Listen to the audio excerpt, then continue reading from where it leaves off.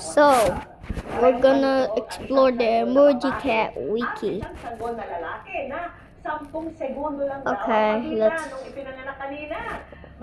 see who's the first Emoji Cat. Napawi raw ang pagod at sakit na naranasan sa panganganak nang makita ang kani-kanilang baby.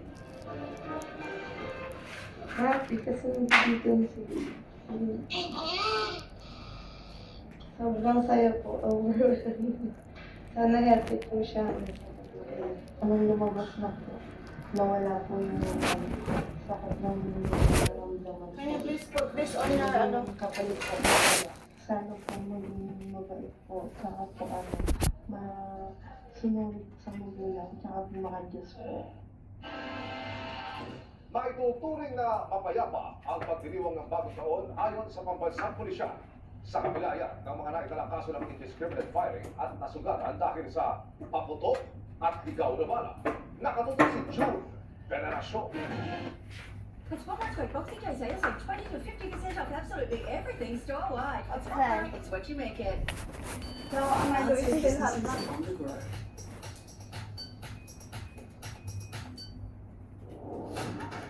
The first Emoji Cat's Massily.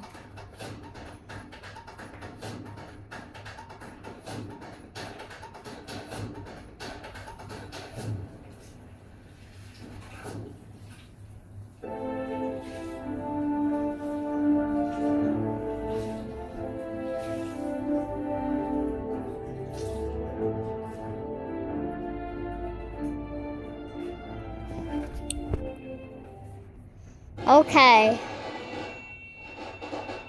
Sa bigla ng masaya sa lubog sa bagong taon, dalawang insidente ng stray bullets ang naitala ng PNP. Pareho itong nangyari sa Bulacan. While they were drinking under the mango tree, ay Characters. bigla na lang bumulagta at mayroong dugo dito sa balikat. And I suppose it is a cause of a stray bullet. 5 kaso naman ng indiscriminate firing ang nai-report sa iba't ibang istasyon ng PNP. Nang rumesponde ang mga polis, 5 suspect Okay, ang so I arestado. can't press Most anything. of those arrested personalities involved in discriminate firing are under the influence of liquor. Sa Community. kabila ng 843 firecracker-related incidents, kung saan 180 Okay. wala namang naitala ang PNP na nasawi sa pagsalubong sa 2026. Overall, we had a very peaceful and meaningful celebration of the Christmas 2003. as well as the New Year. Para sa GMA Integrated News, June Veneracion, nakatutok. I think that was like 8 years ago, I think. Bumulaga sa mga bakasyonista sa Tagaytay ang malalang traffic papunta sa mga sikat na pasyalan na punuan na rin. Kaya paraan na lang sila para makapag-enjoy sa bagong taon. Mula sa Tagaytay, nakatutok live, si Manny Dumani. Manny? Meron may paniniwala marami sa atin na kung ano yung ginawa mo sa unang araw ng taon ay siya rin mangyayari sa iyo sa buong taon. Kaya naman, marami sa ating mga kababayan ang pinili Okay. na mag-bonding at mag-enjoy kasama ang mga pamilya sa buhay sa isa sa mga paboritong pasyalan dito sa Tagaytay City. Ngayong unang araw ng 2026.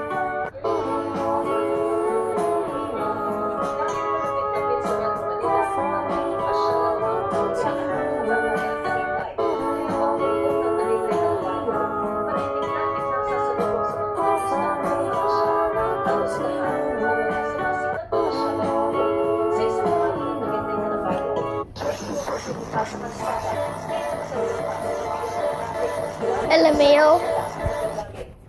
Dito sa picnic boat, pinili ng maraming mga siya. Ang horseback riding, Yeah. zipline, picture taking, sa magandang makita sa album. May mga nagpalipad na saranggola. Okay. Gaya ng Indian National na ito, na dito rin pinili mag-iwan ng New Year.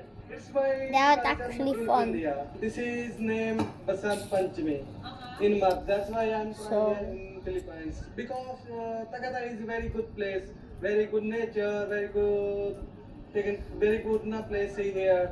That's why my wife is first time here in Tagaytay. May mga hindi na makapwesto sa magandang view ng Taal dahil punuan na raw. Para-paraan para makapag-picnic. Ang pamilya nito na galing pa raw sa Camarines Norte ang iba. Sa parking area naglatag ng picnic mat at nagsalo-salo. Gutom na po kami. Okay. Tutok lang po kami. So, sobrang layo ng biyahe.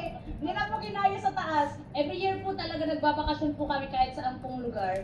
May nagbukas ng trunk ng sasakyan at saka naglatag ng mesa para pagsaluhan ang mga natirang handa sa medianoche. Pagpasok na dito, medyo punuan na yung parking. In-expect na po namin dahil New Year, pag New Year kasi bihirang, actually pag may mga okasyon, masaya talaga na kompleto ang pamilya. Tapos yung build ng memories. Labis naman daw ang saya ng pamilyang ito na napagsama-sama ang magkakapatid at yahin man ng mga senior citizen na. Iniiwasan po namin ang mga usok sa Maynila, init, at gusto namin magsaya dito dahil sa malamig. Si Lola po mahilig mamasyal. Kahit 95 years old na siya, ito naman, bulag siya. Ay masaya rin siya kahit bulag, basta nakakarinig. Si Lolo, kapatid ko rin siya. Ngayon, sabi niya, kung saan kayo masaya, doon din ako. Pati mga fur babies kasama naman sa pamamasyal ng iba. Nakaluwag-luwag ng schedule sa trabaho kaya mas napili namin dito para relax, makasagap ng kariwang hangin. Mahalaga po ma'am. Kasi kawawa din naman pag may iwan siya.